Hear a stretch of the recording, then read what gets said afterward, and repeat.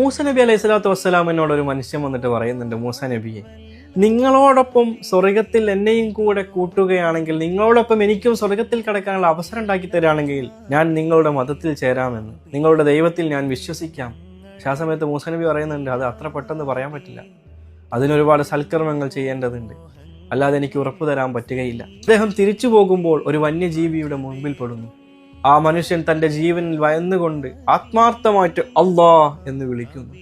മൂസ നബി അലൈഹി സ്വലാത്തു വസ്സലാമിനോട് അള്ളാഹു അറിയിക്കുന്നുണ്ട്, മൂസ നബിയെ, ആ മനുഷ്യൻ ആ സമയത്ത് എന്നെ വിളിച്ച കാരണത്താൽ ഞാൻ അദ്ദേഹത്തിന് നിങ്ങളോടൊപ്പം സ്വർഗത്തിൽ കടക്കാനുള്ള അവസരം ഒരുക്കി കൊടുക്കുമെന്ന്. ചെറിയ ഒരു സമയം മതി നമ്മുടെ ജീവിതം, നമ്മുടെ നിലവാരം, നമ്മുടെ ഈമാൻ, നമ്മുടെ സ്റ്റാറ്റസ് മാറി മറിയാൻ.